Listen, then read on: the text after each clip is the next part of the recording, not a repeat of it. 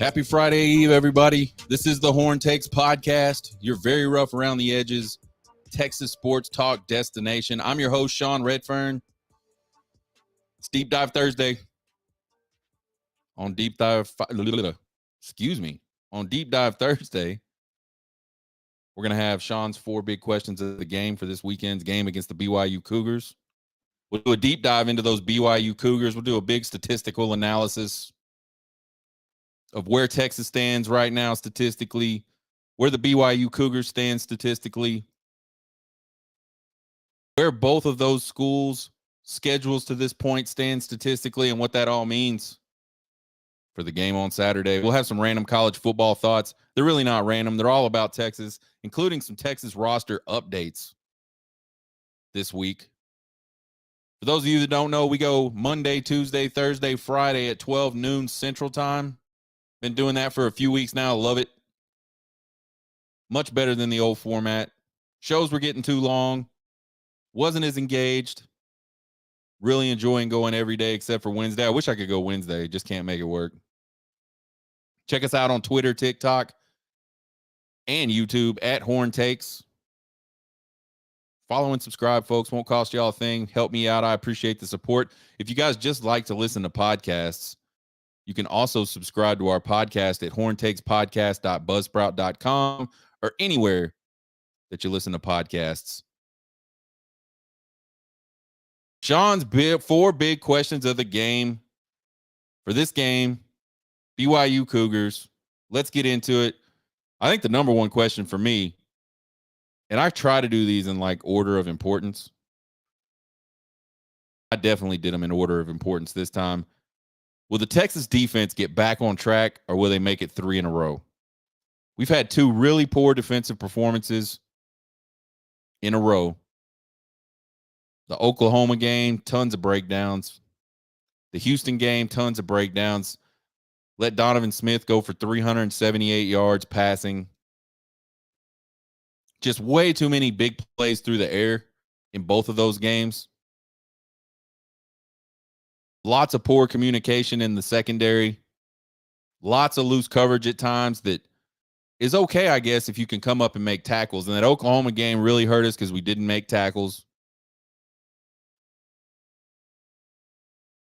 We're 1 out of 6 in the last 2 games in those critical drives we keep talking about.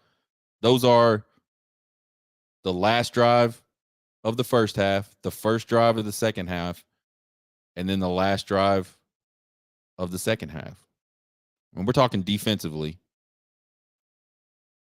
1 out of 6. Oklahoma converted and got points on all 3 of those. Houston got points on 2 of the 3.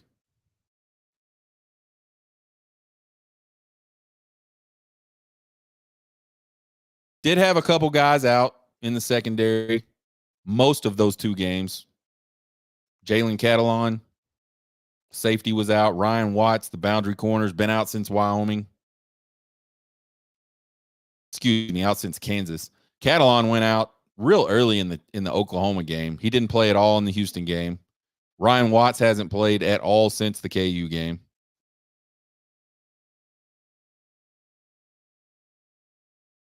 So for all intents and purposes, both of those guys have missed the last 2 games, and Ryan Watts is a 2-year starter. I think Ryan Watts' presence has been missed sorely in that secondary. I've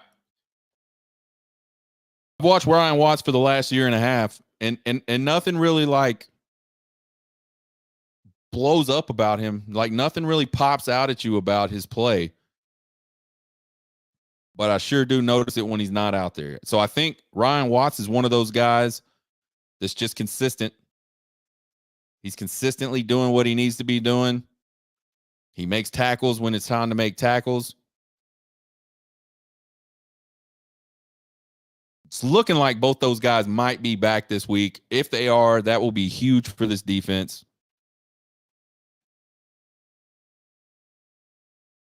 The other thing we've had to deal with defensively the last couple of weeks is quarterbacks that could run.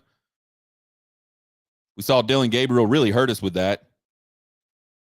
And I think even though Donovan Smith didn't hurt us with it, I think when you go into a game knowing that the quarterback has that ability, it sort of changes your mindset on the defensive line, changes your mindset from a linebacker perspective. It's just something you always have to be aware of. And I think that slows you down in your other responsibilities. For a defensive lineman, he's not rushing the passer as hard. He's not on an all out, I don't give a shit, I'm tearing my arms and legs off and everybody else's arms and legs off trying to get to this quarterback.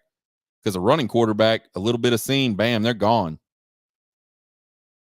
have to be a little more disciplined in your lanes and things like that. From a linebacker perspective, same thing. You're always kind of eyes on that quarterback, eyes on the running back or the receivers, eyes on the quarterback, eyes on the receiver. So you get behind in coverage. This week they got Caden Slovis, and I'm pretty sure he's a statue back there. So maybe Coach PK is more comfortable attacking him with pressures. Maybe we get some more pressure. We talk about it all the time. Defensive line is the secondary's best friend. The longer that quarterback has to stand back there without being uncomfortable, the more likely he's going to find somebody that's open and deliver a ball.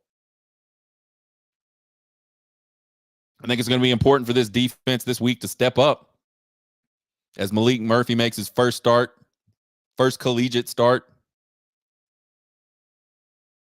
Question number 2, does Sark change the game plan any without his starting quarterback? So Quinn Ewers out.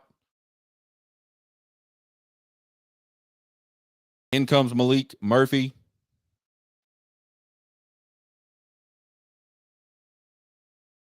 You could tell Steve Sarkisian was super comfortable with Quinn Ewers.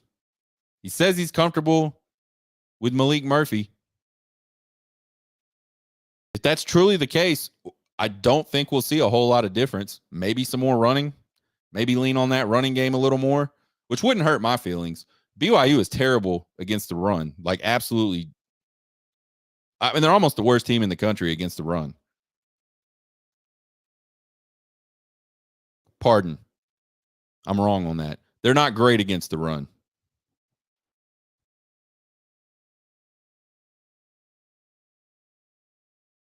So Texas got a really good stable of running backs. They could rotate those guys in and out and just kind of wear BYU down, chew up some time, win a game like that, kind of old school style. They could. Maybe some more quick throws, easy throws.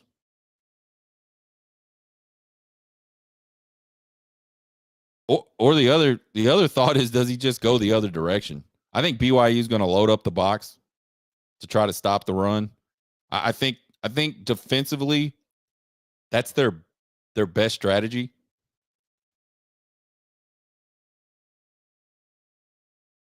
Try to shut down the Texas running game, make them one-dimensional. Maybe that offense can get some scores. You get Texas behind a little bit. Apply that type of pressure. Then I think Sark goes to the passing game and you know, you don't know what a guy that's never started a collegiate football game is going to do at the quarterback position. But I think if they do load up the box, I think you're going to see a lot of passes down the field. Maalik Murphy has really good touch. He's very accurate on the deep ball. It'll be really interesting to see how BYU tries to attack Texas defensively. Well, Texas finally put 4 quarters together against an inferior opponent. We had a mailbag question earlier this week. What can the coaches do to ever get this team to play 4 quarters? So far, it seems like the only thing they can do is schedule Alabama.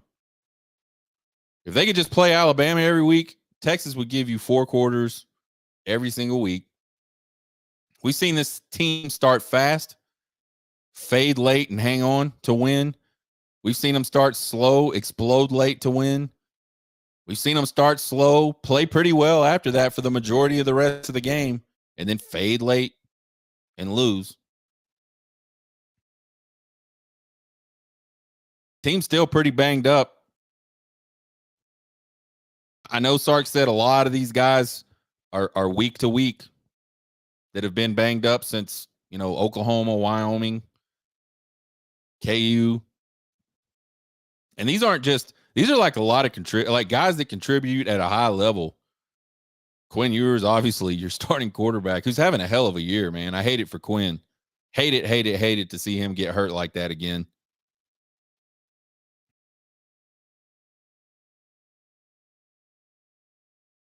He's got a backup in his first collegiate start. We talked about that. So this defense got to start fast. They got to remain focused for 4 quarters, and they got to finish strong. I'm not saying Texas can't afford to get behind and Texas can't afford to give up a lot of points to BYU, because I don't know the answer to that. But I'll tell you this, it'd be so much easier on that backup quarterback. It'd be so much easier on Maalik Murphy if the defense can go out and pitch one of those shutout type games. I'm not talking about a 0 score. I'm just talking about a game where the entire game, the defense is in control of everything that's happening, and the scoring is very, very limited. Been talking about it forever. The talent is there on this roster to do that. The staff is capable of leading a team to do that. There's no reason that this team cannot play fast, aggressive, and physical for 60 freaking minutes of football. They have got to do. I don't know. I don't know what it is, man. And you know, you hear Sarko say, he'll say, you know, I was really impressed with the team's effort. You know, we never gave up. We played hard. It's not just about playing hard. It's about playing smart. And that's where this team's biggest weaknesses are in sort of the mental aspect of the game. Physically, there may be only a handful of teams in the country that can compete with them physically. Mentally, there's a whole lot of teams that can compete better than them. You talk about penalties. You talk about not being where you're supposed to be. You talk about not communicating in the secondary, leaving guys wide open in critical situations. That's where this team gets beat. I am not afraid. I would line this team up, all else being equal. I would line this team up physically with any team in college football and be confident that not only could they compete, but they would win physically most of those games, if not all of them.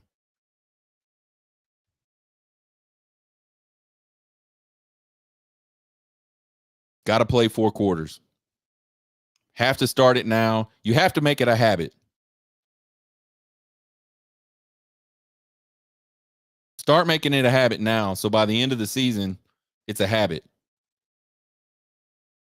When the games start counting more, it's a habit.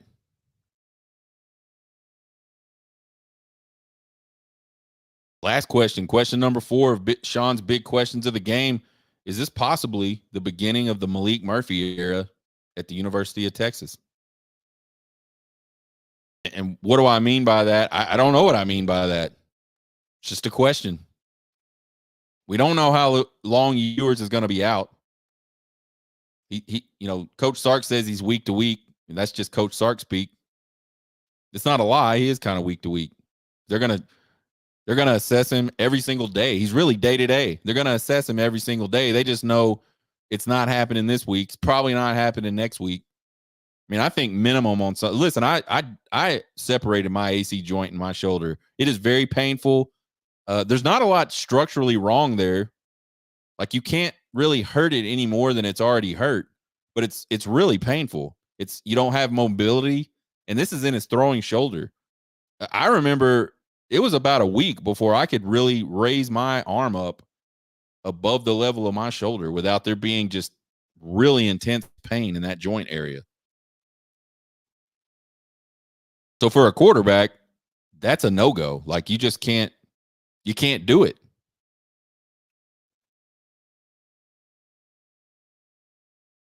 So I think after, 2 or 3 weeks, it's probably a pain tolerance thing. It's grade 2. I mean, I hope he comes back as quick as possible, but I think there is a possibility that Quinn Ewers might not play another regular season game this season. It's a possibility. It's a long possibility, but I think it's possible. Grade 2 AC separation, they say like 3 to 6 weeks.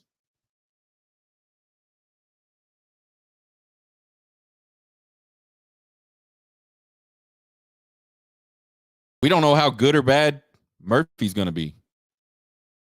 Tell you what we do know about Murphy. We know he's really, really talented. This kid was a 5-star before he got hurt in high school. Ended up being a high 4-star.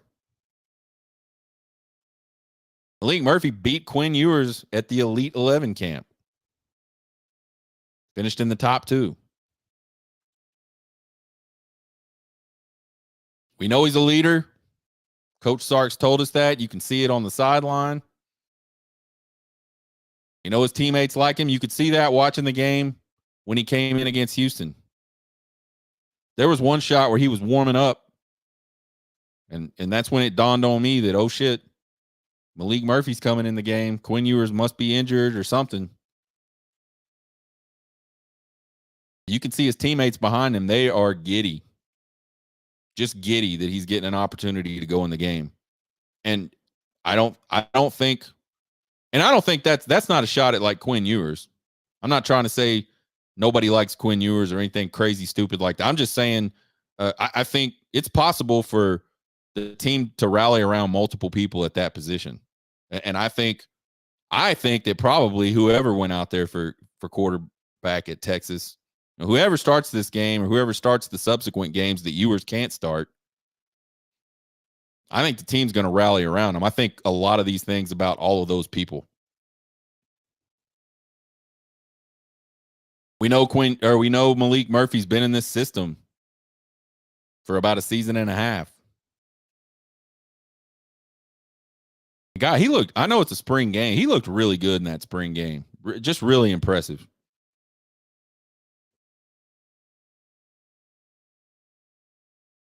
I saw a guy on a message board the other day say, I've got like this eerie, strange calmness about the fact that Maalik Murphy's our quarterback. I don't feel all that wound up about it either. I think that's crazy. We're going to find out, obviously. The one thing we just don't know is how he's going to respond. We don't know how he's going to respond to being the starter.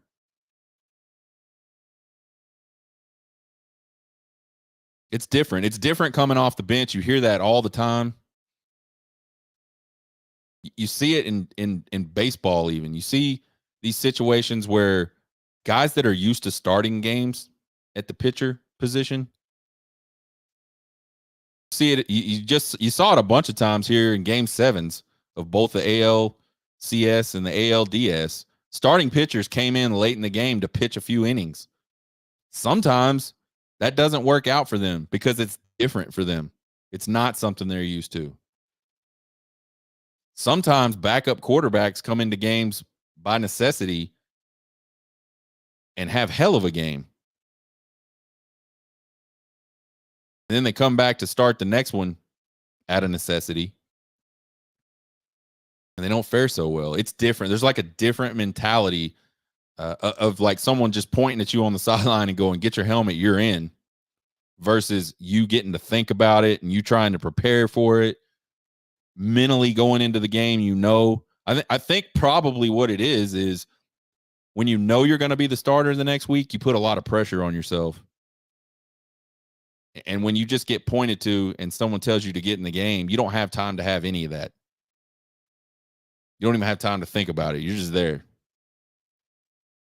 So in that situation, you're relying on your training. You're relying on your practice, your reps. In the other situation, you're doing a whole lot of thinking, maybe not being as instinctive. Bonus question. Will we see Arch Manning on Saturday? And will there be a QB controversy at Texas once again? Guys, I don't think there's another fan base in the country that loves a good QB controversy like Texas Longhorn fans love a big QB controversy. Sims Applewhite, probably the biggest one that's ever happened at the University of Texas. Just an absolute civil war amongst the fan base about who should be the player, who should be the guy. Both sides of that discussion have legitimate arguments. Then you had Vince Young, the wide receiver. There was a whole contingent. Vince Young's freshman year, get his ass out of the quarterback position, get him on the field. He should be a wide receiver. You had Sam Ehlinger, Shane Buechel, however you say it, Buechel.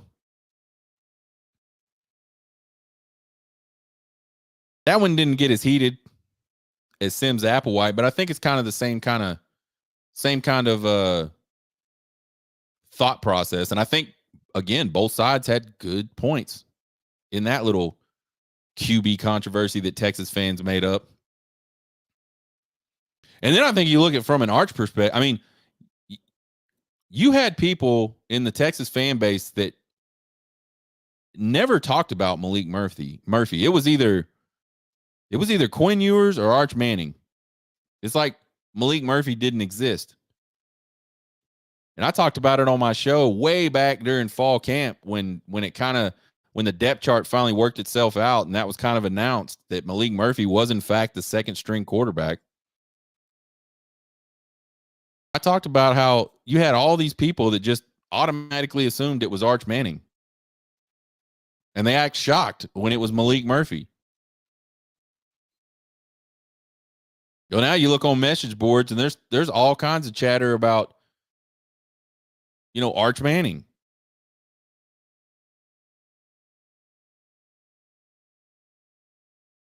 And I think until that dude gets on the field, there's going to be chatter about Arch Manning. I don't understand it.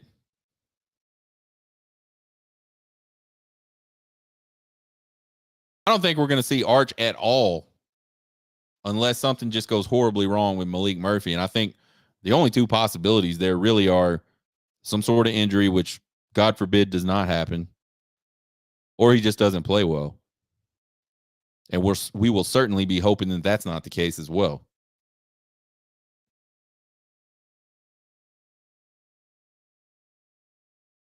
I mean, if Arch Manning was the second string guy, and we've heard this too, oh, we got two number twos, or yeah, Arch is really better than Maalik Murphy, but they're trying to redshirt him.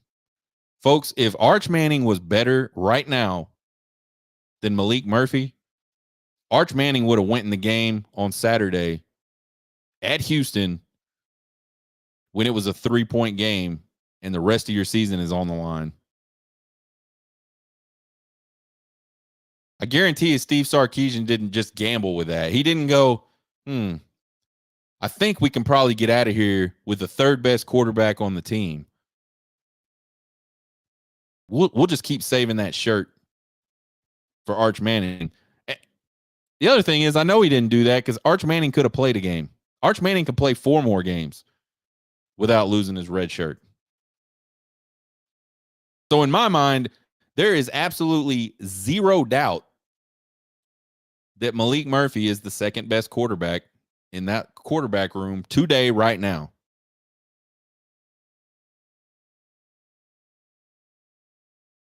And I think Steve Sarkisian made that quite apparent during a press conference earlier this week. And he said, if the game was played right now, Maalik Murphy would be our starting quarterback.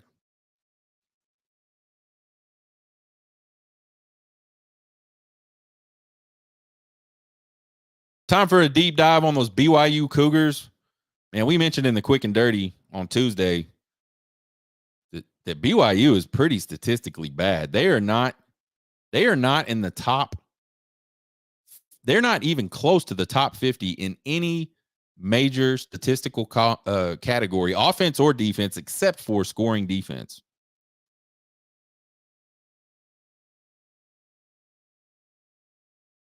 And when you really start to look at who they've played and you start looking at their margins against those teams and their averages, it gets worse for the BYU Cougars. Offensively, Texas is rushing the ball for 179 yards. BYU's rushing the ball for 79 yards. Texas passing the ball 289 yards a game. BYU's passing the ball 222 yards per game. Texas scores 34 points a game. BYU scores 27 points per game. You look at their offensive margins, and all offensive margin means, folks, we've been calling it differential. I changed. I didn't like that. The way we measure these offensive margins is just the team's offensive production in those three categories, their average production, and then the averages of each team's defensive averages in those three categories. So when you talk about rushing margin, you're looking at Texas's average yards per game versus all the teams that they've played already this season's average yards per game rushing allowed. So positive is better here. That means that if you have a positive offensive rushing margin, that means that on average you run the ball more per game than the average of all of your opponent's rushing defense. So let's break them down a little bit. The offensive rushing margins for both of these teams, Texas plus 28, BYU minus 58. Offensive passing margin, Texas plus 63, BYU minus 3. Offensive scoring margin, Texas 9, BYU 2.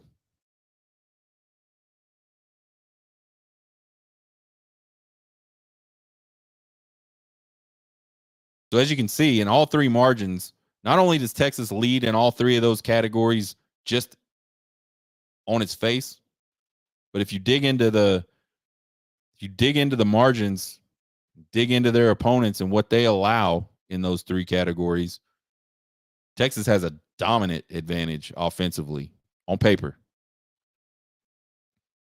Sacks allowed, Texas allowed 17 sacks this year, and that is just absolute not good. Don't like it.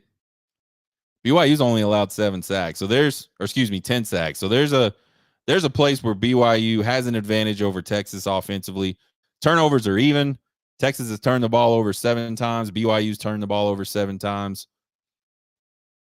Texas dominates all the offensive statistics, including all three margins.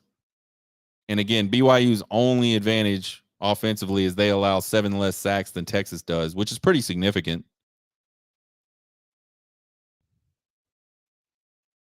Defensively, Texas is holding opponents to 98 yards on the ground per game. BYU is holding opponents to 150 yards per game on the ground per game. Passing, Texas is allowing 234 yards per game. BYU allowing 246 yards per game. Scoring defense, Texas is allowing 17 points per game. BYU is allowing 24 points per game. So on the defensive margins, negative numbers are better because that means you're holding opponents to less than the opponents you've played are averaging on the season. Defensive rushing margins, Texas is minus 47, BYU minus 27. Defensive passing margins, Texas minus 28, BYU plus 11. Defensive scoring margins, Texas minus 14, BYU minus 5. Texas is holding opponents on average to 2 touchdowns less than their scoring average on the season. So that's pretty good. BYU is minus 5. Minus is good. Negative number is good, just not as good as it's less than a touchdown, 2 field goals, basically. Sacks on the season, Texas has 17, BYU has 7. I was surprised to see that because Texas is not a good team. Texas is not ranked very highly in sacks. And BYU is just atrocious. Turnovers forced, Texas has 10, which makes them a +3 turnover margin. BYU has 16, which makes them a +9 turnover margin. I think that turnover margin is what kind of explains the fact that if you look at them statistically, just on the surface, they're not good, but they're 5-2. I think that, along with who they've played.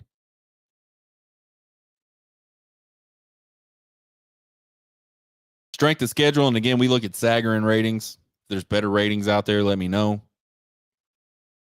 Texas has a 75.6 rating, which is good for 6th in the country. BYU has a 70.1 rating, which is good for 51st in the country. So we talked last time about how 75 and 70 sound really close,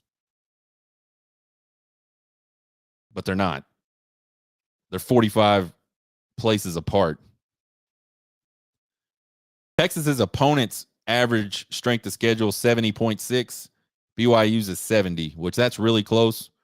70.6 would be good enough for the 47th best schedule in the country, toughest schedule in the country. 70 would be 53rd. So opponent-wise, opponent strength of schedule, both of these teams' opponents' strength of schedules are about even. Advantage Texas on their strength of schedule, though, by a pretty wide margin. I think the important thing to note here is statistics are fun. I didn't used to be a statistic guy. I just cared about the games and what happened on the field, what the scoreboard said at the end of the game. But I think statistics, analytics, all those things are important. There's a lot to be learned if you can dig into those numbers and sort of make sense out of all of them. But they don't really matter what's going to happen for one specific game. It can give you an idea. You could look at this game and say, you know what, on paper, there's no way BYU wins this game. Because if you look at it on paper, there's no way BYU should win this game. Texas dominated Houston in a lot of these categories. It wasn't as bad as they dominate BYU on paper, but Texas certainly dominated Houston on paper, and Texas barely escaped with a 31-24 win down in Houston. Our score predictor predicted a 42-17 win. So, again, the analytics are cool. In the coaching game, they're certainly important. But all they really are for our purposes is a predictor. Random college football thoughts. And again, these aren't random. These are Texas football thoughts. Texas roster change, man. And this one, I would say it hurts, but that's so cliche. And I'm not hurt by it. I just don't like it. Redshirt freshman edge Chris Ross is off the team. And I don't know why. I don't know that. I mean, obviously somebody knows why, but it's not been released. As far as I know, it's not public knowledge why he's not with the team anymore. He's the guy we've been talking about all season that's, man, flashed early in the season.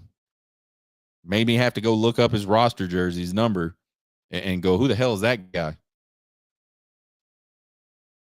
Ends up getting hurt in the Wyoming game.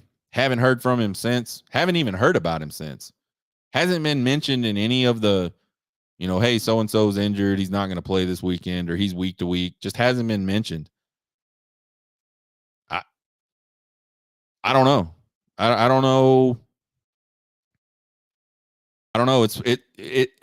All I can imagine is it's either some sort of personal issue, which if it is, best of luck to him getting all that stuff squared away, or it's some sort of discipline thing. And if that's the case, man, just another rough example of guys that have really good opportunities in front of them and just cannot act right. And I'm not saying that's what it was. I don't want to speculate. I'm not trying to say that's what it was. Just saying those are the only two things I could think it would be. And from a football perspective, I thought he was doing really well. And that's definitely a blow to the depth at the edge position. Big commit for the University of Texas this week. 5-star Ryan Mingo Wingo, my bad. Ryan Wingo out of Missouri. Number 2 wide receiver in the country, number 5 player nationally, according to 247 Sports. With that commit, Texas's class goes up to number 13. They were sitting at 16 or 17, I believe, on 247 Sports. On other rating agencies, they're up in the top 10 now. It seems like to me 247 Sports generally has Texas a little lower than the other recruiting services. I don't know. I'm not trying to say it's like I'm not trying to say they're targeting Texas. I just think whatever they're looking at, it generally leaves Texas a little lower than some of the other services. So I don't know. It doesn't matter. Ultimately, the guys are going to show up. If they can play, they'll play. If they're really, really good, the team will be really, really good. Or, the star numbers and all that bullshit, none of that crap really ultimately matters. There was tons of buzz about Ryan Wingo over the summer in Texas, and there was all these crystal balls that came out, sort of middle to late summer, and man, Texas fans were excited. And then all of a sudden, it just kind of stopped. And then here lately, there's been all this Mizzou buzz. He's made several trips out there. Suddenly, all the crystal balls started dropping like flies for Texas and going in favor of Missouri.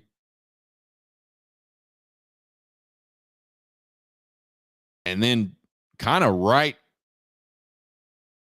really yesterday, he announced yesterday, right, early in the day, there started to be some smoke, they say, that Texas may have like made up some more ground on Mizzou's late charge. And then I heard something that, I read something that he was a silent commit since the Wyoming game, which is the last visit he made to Texas.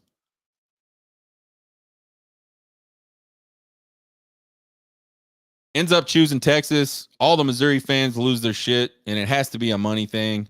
Texas must have dropped a huge big bag late in the process, and that's why Texas got Ryan Wingo. Hey, who gives a shit? That's the world we live in today. NIL is a thing. And everybody was all about this pay the players thing. And before this ever happened, I made the comment, I brought it up that, hey, there's some schools that can't keep up with the other schools in money. So you could conceivably kill these other programs because they can't afford to bring in players that can help them win. And when you don't win, nobody cares about you, and nobody buys your merchandise, and nobody buys your tickets, and nobody watches you play on TV. And slowly but surely, your program has to erode because you can't afford it anymore. I said that. It hasn't happened yet. We'll see. There's time. It's going to take time for that to happen. But you guys can't be pissed about the money, because that's the world we live in. And please stop referring to money as a bag. That is the most, there's like adult men that say, yeah, man, they must have dropped a bag. They just gave him some money, man. You sound so ridiculous saying dropped a bag.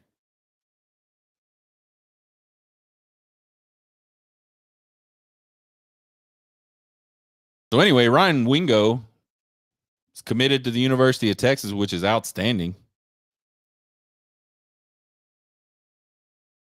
for Texas.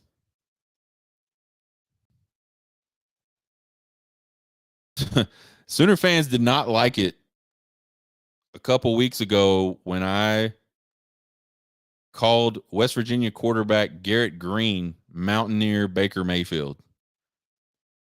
Got a lot of traction on TikTok with that one. Had a lot of upset Sooners, a lot of stupid comments like,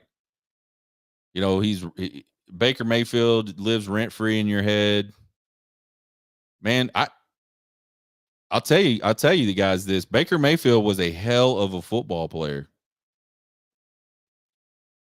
Baker Mayfield would probably be one of the most likable guys to just kind of go, I don't like the team he's on, but he sure is fun to watch, and I'll watch just to watch him play.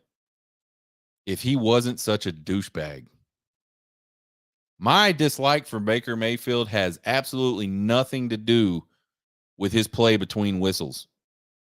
It has nothing to do with the fact that Oklahoma and Baker Mayfield beat Texas so many times while Baker Mayfield was there. It has nothing to do with that. And I know nobody's going to believe that, but that's 100% true.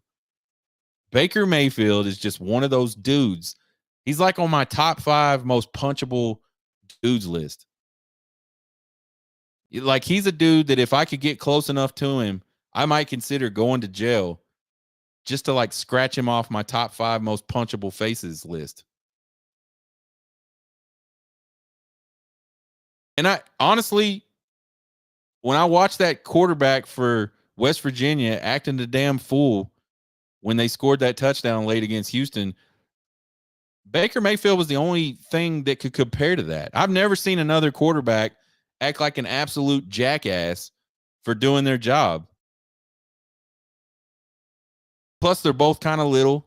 They wear bandanas under their football helmets, and they run a lot. They run around a lot. They scramble. They, make play. Like, just watching him play, it reminded me of Baker Mayfield.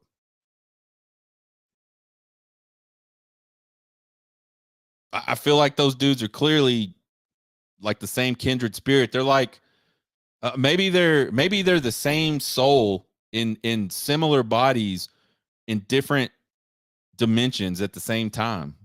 I don't know.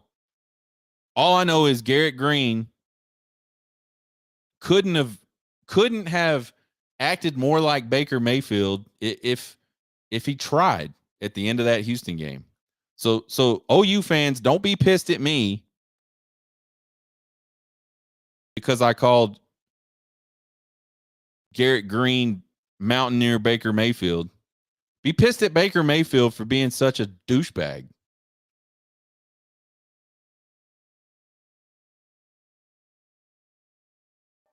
Tomorrow is Prediction Friday.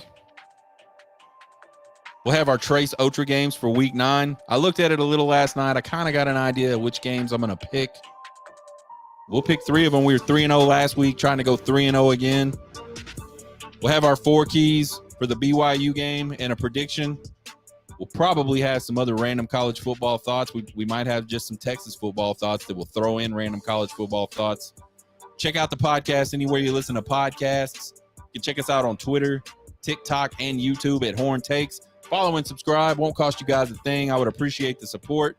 You can email me at horntakespodcast.gmail.com with all your questions, comments, concerns, and criticisms. I love them all. You guys have a good Friday Eve. Get hooked, baby.